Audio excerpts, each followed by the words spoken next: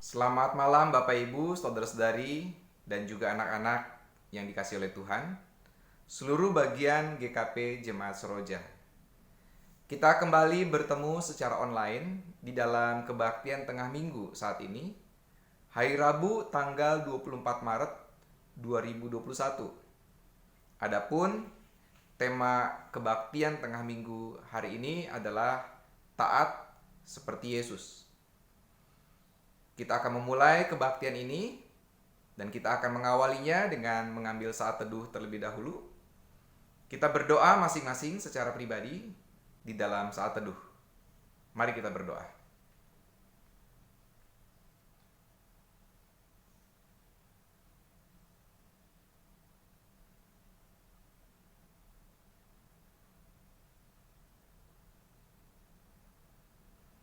Terima kasih ya Allah untuk kesempatan di malam ini kami dapat kembali bertemu di dalam kebaktian tengah minggu secara online.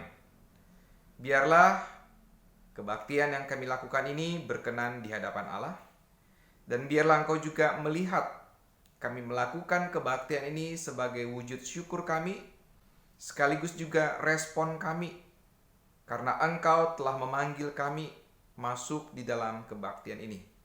Sesungguhnya Roh-Mu yang kudus sajalah yang telah memanggil kami berhimpun bersekutu di dalam kebaktian ini. Kami membawa diri kami di dalam persekutuan ini, kami membaktikan diri kami kepadamu. Dalam nama Yesus Kristus, kami berdoa. Amin. Bapak Ibu, saudari dan juga anak-anak yang dikasihi Tuhan, mari kita menyanyikan nyanyian pembukaan Pelengkap Kidung Jemaat 2.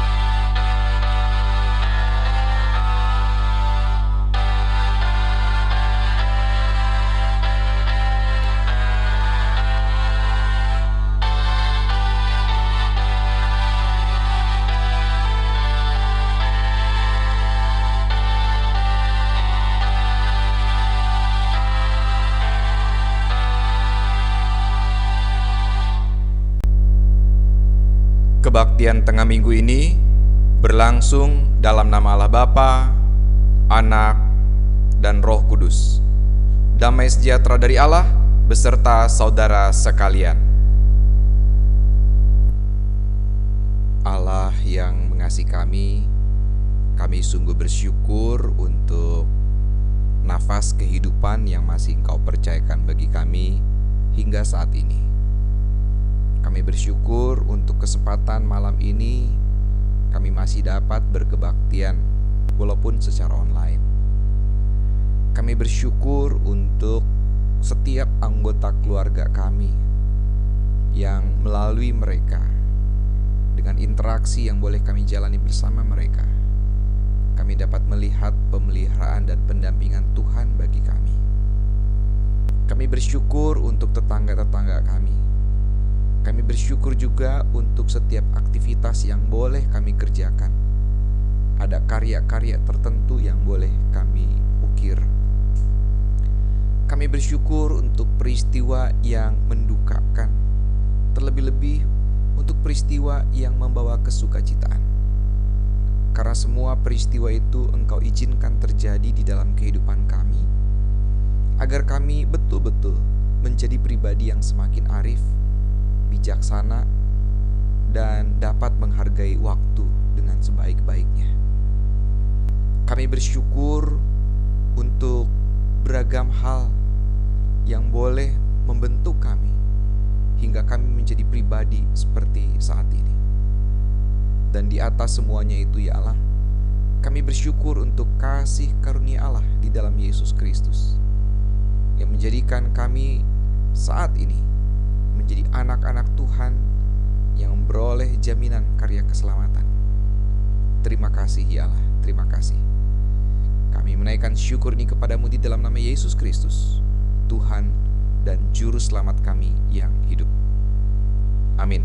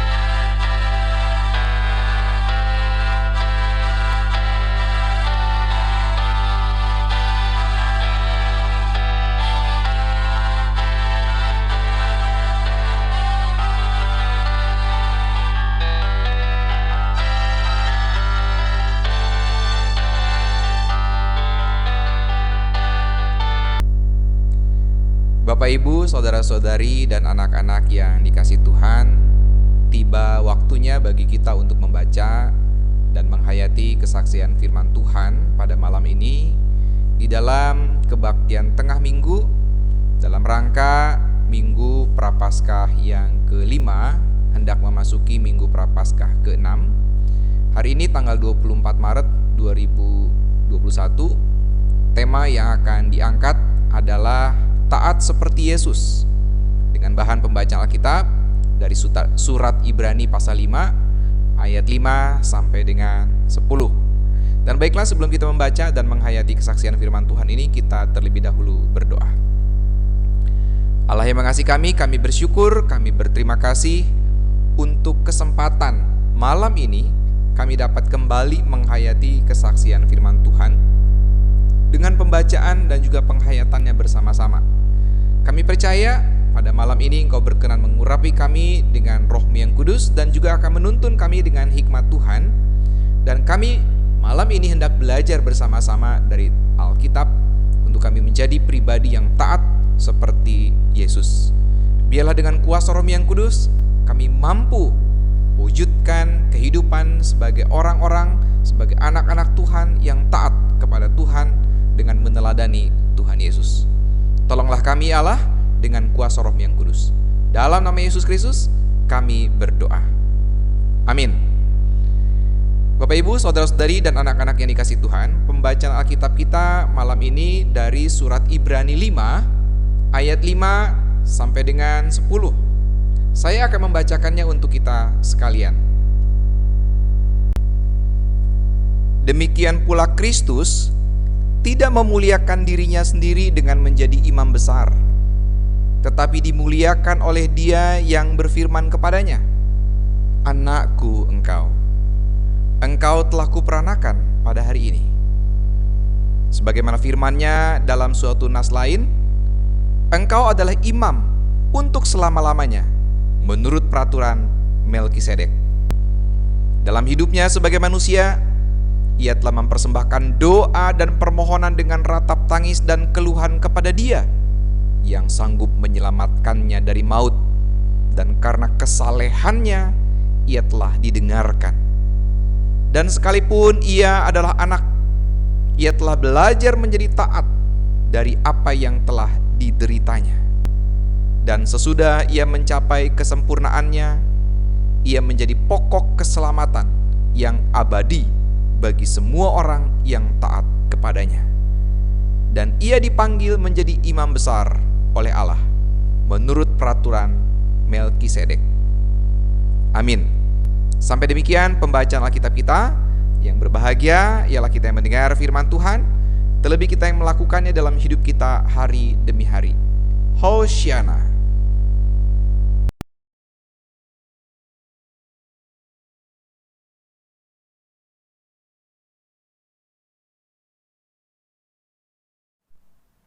Bapak Ibu, saudari dan juga anak-anak yang dikasihi Tuhan, tema pada kebaktian tengah minggu hari ini adalah taat seperti Yesus. Saya akan mengawalinya dengan berbagi informasi sedikit tentang tradisi ataupun kebiasaan di tengah-tengah masyarakat Yahudi. Dalam tradisi keagamaan masyarakat Yahudi, atau mungkin secara lebih luasnya juga secara umum dalam tata sosial masyarakat Yahudi, mereka mengenal ada 3 jabatan. Yang pertama adalah raja, menjalankan fungsi, peran, dan tanggung jawab untuk memelihara komunitas, memelihara persekutuan, memelihara umat, memelihara seluruh warga negara, warga kerajaan. Yang kedua itu adalah jabatan nabi. Nabi memiliki tugas, peran, tanggung jawab sebagai penyambung lidah Allah. Ia bertugas untuk menyampaikan pesan dari Allah kepada umat. Ia dipercaya sebagai representasi dari Allah sendiri yang berkenan menyatakan kehendaknya. Kehendaknya ini bisa macam-macam. Bisa merupakan kata-kata ataupun juga ucapan yang membahagiakan, menyukacitakan. Bisa juga hal-hal yang dirasa tidak nyaman bagi umat. Misalnya suara penghukuman, seruan pertobatan, dan sebagainya. Yang ketiga itu adalah jabatan imam. Imam menjalankan fungsi, peran, dan tanggung jawab doa umat kepada Tuhan. Imam menjadi perwakilan dari seluruh umat untuk menyampaikan permohonan dan doa-doa kepada umat. Imam mewakili umat untuk menyampaikan kurban-kurban, entah itu kurban bakaran, kurban sembelihan, dan sebagainya. Jadi Dari 3 jabatan ini, raja itu dengan fungsi horizontal, fungsi memelihara. Nabi itu fungsi vertikal, tetapi berasal dari atas ke bawah, dari Tuhan kepada umat. Imam itu dari bawah, vertikal juga, dari bawah ke atas, menyampaikan suara umat, doa umat kepada Allah. Ini fungsinya. Nah, ini 3 jabatan yang ada dalam tradisi masyarakat Yahudi. Tapi ada satu catatan penting. Kalau kita berbicara tentang imam, tidak dapat serta-merta disamakan. Imam itu adalah pendeta, seperti dalam konteks kehidupan kita sekarang. Karena imam pada masa itu ada batasan. Mereka punya aturan tertentu yang akan membatasi gerak mereka, yaitu dalam hal menyampaikan suara Tuhan. Secara kasarnya saya boleh mengatakan bahwa imam itu tidak berkhotbah menurut tradisi Yahudi. Yang berkhotbah siapa? Nabi. Oleh karena itu juga ada yang namanya nabi kultus atau nabi kultis, yaitu mereka nabi-nabi yang bertugas bersama dengan imam di bait suci atau di tempat peribadatan. Imam memimpin ritual untuk menyampaikan doa ataupun kurban. Nabi nanti akan menyampaikan firman Tuhan. Kira-kira begitu. Yang berkhotbah adalah nabi. Nah, tentu dalam konteks masa kini, dalam konteks saat ini beda. Ya, yang berdoa syafaat, berdoa umat itu adalah pendeta. Ya, yang berkhotbah juga pendeta. Jadi ini konteks yang berbeda sama sekali. Nah, selanjutnya kita perhatikan salah satu peran imam dalam tradisi Yahudi di Perjanjian Lama itu adalah mempersembahkan kurban. Salah satunya juga adalah kurban penghapus dosa. Nah, ini menarik karena ia tidak luput dari dosa. Namanya imam itu manusia juga. Manusia tidak luput dari dosa.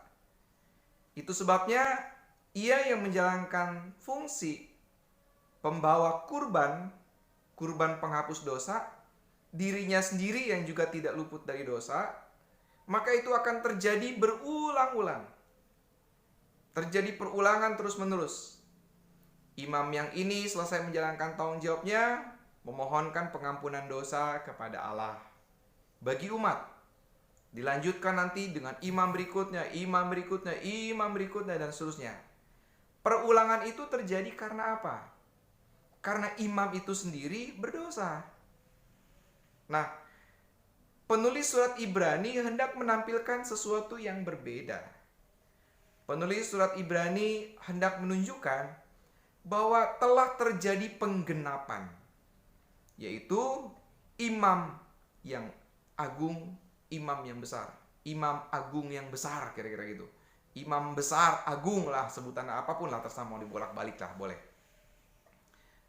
Itu muncul dalam sosok Yesus. Ia telah menjadi imam, representasi umat yang memohon pengampunan dosa, tetapi juga tidak berhenti di situ. Ia membawa dirinya sebagai kurban itu sendiri. Kalau imam di Perjanjian Lama itu membawa sembelihan domba atau lembu, itu akan berulang-ulang. Tetapi dalam konteks Perjanjian Baru, surat Ibrani mau mengatakan cukup satu kali, selesai, sempurna, yaitu hadir dalam sosok Yesus Kristus. Ia menjadi imam, sekaligus juga ia menjadi kurban itu sendiri. Kurban yang sempurna. Oleh karena itu tidak perlu ada perulangan lagi. Nah, Bapak Ibu, saudari dan juga anak-anak yang dikasihi Tuhan, Apa yang mau disampaikan oleh surat Ibrani tidak berhenti di situ. Tidak berhenti untuk menunjukkan bahwa Yesus Kristus telah menjadi imam sekaligus juga menjadi kurban. Tetapi ada tambahan. Ada backgroundnya juga. Ada sesuatu nih yang berdampingan dan mengiringi tugas tanggung jawab yang dijalankan oleh Tuhan Yesus. Yaitu apa? Ia menjalankan tugasnya itu dengan ketaatan, penuh pengabdian, penuh penyerahan total kepada Allah. Bapak, Ibu, Saudari, anak-anak bisa bayangkan. Ia tahu persis apa yang harus dijalaninya. Ketika ia harus menjalankan fungsi sebagai imam, sekaligus juga sebagai kurban penghapus dosa itu sendiri, maka ia akan berhadap-hadapan langsung dengan yang namanya maut, kematian. Bukan hanya berhadap-hadapan, tetapi ia betul-betul bersentuhan dengan maut, ditelan oleh maut. Ia menyadari hal itu. Persis tahu. Tetapi di sisi lain ia juga tahu bahwa itu bukanlah titik terakhir. Ketika ia dicengkram oleh maut, ini bukanlah titik terakhir. Mengapa? Karena setelah persentuhan dengan maut ini, Yesus akan keluar sebagai pemenang. Bapak, Ibu, Saudari, saya sering kali menganalogikan, memberikan metafora tentang momen ini kepada anak-anak di kelas katekisasi dengan menggambarkan dua orang yang adu panco. Misal, saya ambil contoh. Menurut Bapak, Ibu, Saudari sekalian, kalau saya sama istri saya adu panco, siapa yang menang? Saya? Istri saya? Belum tentu. Karena antara saya dengan istri saya belum pernah adu panco. Tidak ada pembuktian bahwa si suluh ini menang melawan istri saya adu panco. Dan sebaliknya, belum ada pembuktian istri saya menang adu panco sama saya. Kalau Tuhan Yesus yang berhadap-hadapan dengan maut ini tidak bersentuhan, tidak terjadi sesuatu, maka tidak akan ada pembuktian bahwa Yesus itu menang melawan kematian.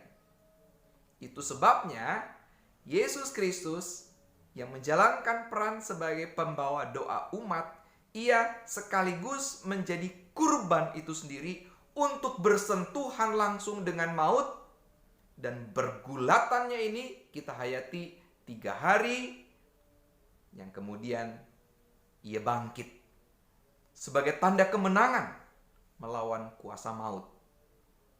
Itulah imam agung besar kita, atau imam besar yang agung kita. Surat Ibrani mau menegaskan hal itu. Nah, malam ini Bapak, Ibu, Saudari, saya akan mengajak kita memperhatikan proses yang dijalani oleh Tuhan Yesus, yang dijalaninya dengan ketaatan. Bukan hal mudah ketika ia menjalaninya, karena ia hadir juga sebagai sosok manusia dengan darah, daging, tulang, air mata, dan darah itu kemudian tercurah, terteteskan begitu, mengalir. Kesakitannya adalah kesakitan sama seperti yang kita alami, Bapak Ibu.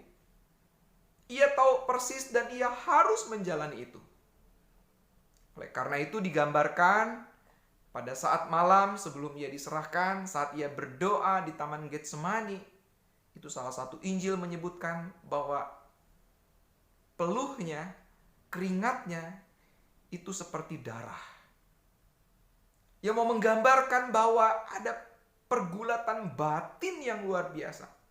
Ada kengerian yang sedang dihadapinya.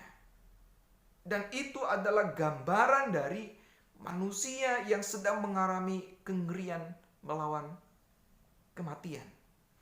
Berhadapan dengan kematian.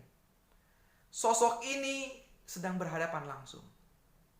Sosok Tuhan Yesus ini berhadapan langsung dengan kematian itu. Tapi apa yang dialaminya? Ia tetap menjalaninya dengan penuh pengakuan, jangan kehendakku Bapa, kehendakmulah yang jadi. Bentuk ketaatan total yang luar biasa. Malam ini kita masih berada di dalam Minggu Prapaskah. Dalam rangka kita mempersiapkan peristiwa Paskah. Mari kita semakin memperkuat iman kita, semakin melatih batin kita, mental kita, spiritualitas kita sebagai anak-anak yang takut akan Tuhan, anak-anak Tuhan yang tetap taat, bercermin dan belajar dari Tuhan Yesus. Dalam setiap pergulatan kita, pergumulan kita, persoalan dan masalah kehidupan yang kita alami, kita tidak boleh berhenti. Teruskan berjalan. Biarkan Tuhan yang menjaga kita dan mendampingi kita. Tugas kita jalani saja dalam ketaatan. Ketika ada pergumulan, jalani juga dengan penuh penyerahan kepada Tuhan. Dengan percaya, kita mengaku bahwa Tuhan akan memberikan keindahan tepat pada waktunya. Sama seperti Tuhan Yesus juga menghayati bahwa sesudah ia mengalami penyaliban, penderitaan yang luar biasa, sesudah ia mengalami kematian, akan tiba masanya ia dibangkitkan. Itu juga yang kita hayati. Jalani terus penderitaan kita, pergumulan kita sebagai sarana, sebagai cara untuk memaksimalkan mental spiritualitas kita yang semakin berkualitas. Tiba pada waktunya, kita yang telah diselamatkan ini juga beroleh kebangkitan bersama dengan Kristus. Tuhan memberkati kita. Amin. Bapak, Ibu, saudara-saudari, dan juga anak-anak yang dikasihi Tuhan, sebagai respon atas firman Tuhan yang telah diperdengarkan bagi kita pada malam hari ini, mari kita menyatakan syukur kepada Allah. Kita mempersiapkan diri kita. Kita bersyukur dengan menghimpunkan persembahan sambil kita bernyanyi Kidung Jemaat 363.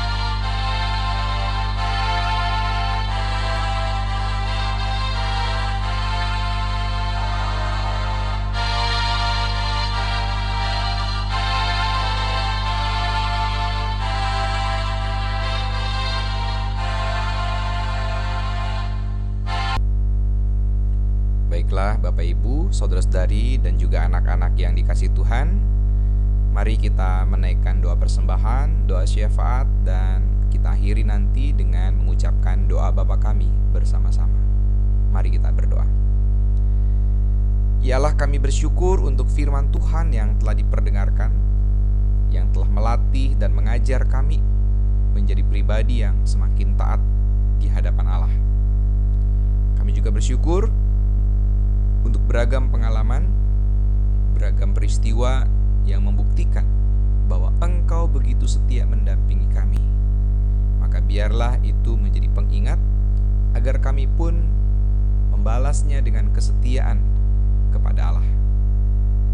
Kami juga bersyukur ya Allah untuk kekuatan yang Tuhan berikan bagi kami, yang memungkinkan kami dapat menjalankan beragam aktivitas, pekerjaan, dan usaha.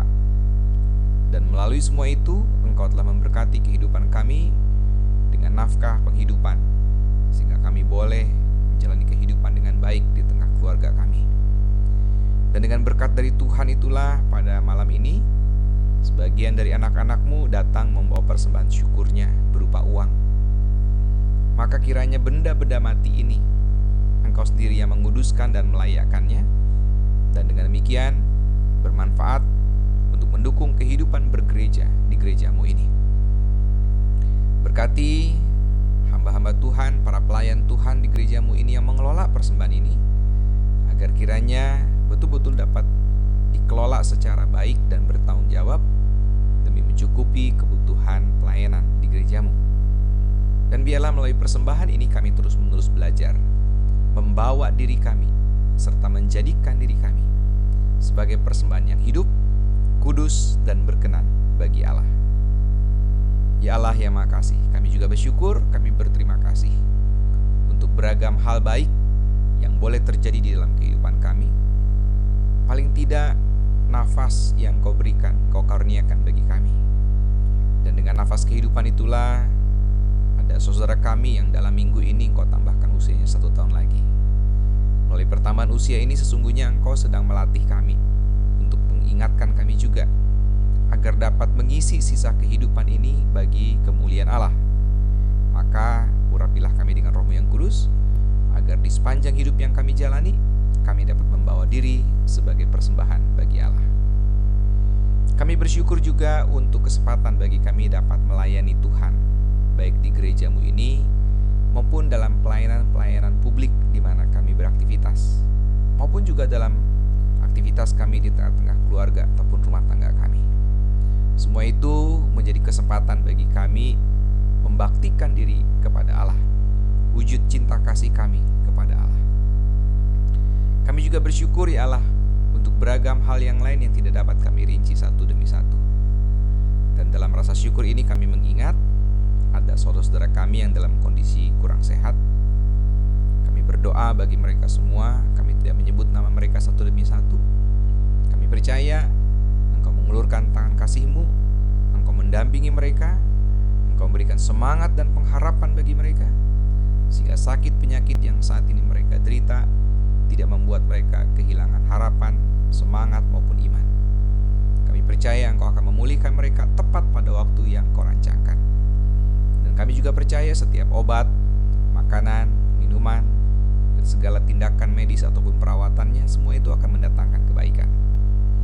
Kami juga berdoa untuk sesama saudara sebangsa dan setanah air di beragam tempat yang saat ini dalam situasi sulit, entah karena bencana alam ataupun juga karena faktor-faktor lainnya.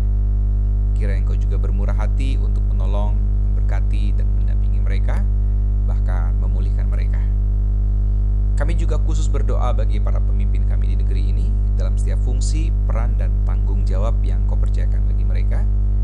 Kiranya Engkau yang senantiasa memandu mereka, Engkau menjagai mereka dengan Roh-Mu yang kudus, agar mereka dijauhkan dari segala yang jahat.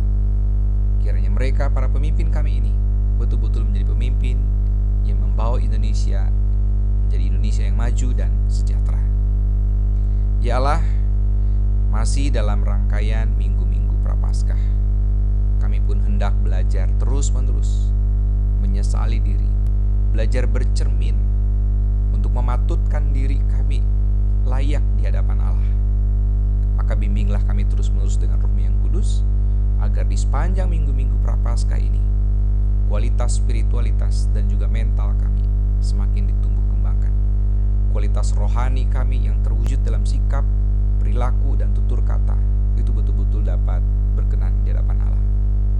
Kini kami hendak menaikkan seluruh rangkaian doa syafaat ini kepadamu melalui perantaraan Tuhan kami Yesus Kristus, Tuhan dan Juru Selamat kami yang hidup. Dan dalam kesempatan ini kami juga hendak berdoa sebagaimana Yesus Kristus ajarkan bagi kami.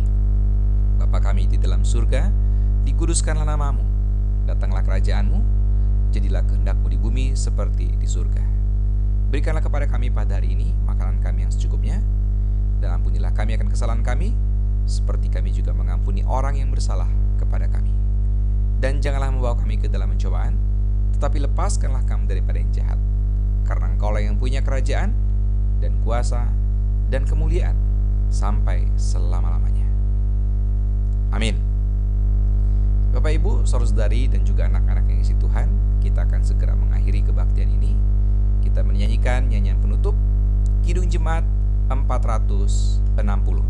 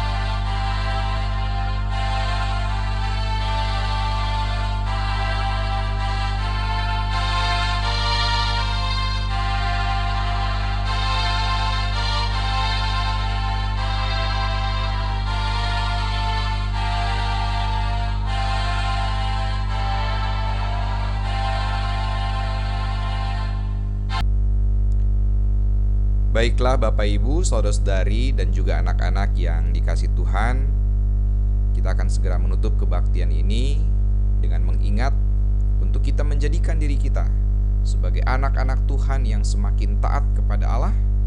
Dan baiklah kita mengakhiri kebaktian ini dengan menerima berkat dari Tuhan. Kasih karunia menyertai semua orang yang mengasihi Tuhan Yesus Kristus dengan kasih yang tidak binasa.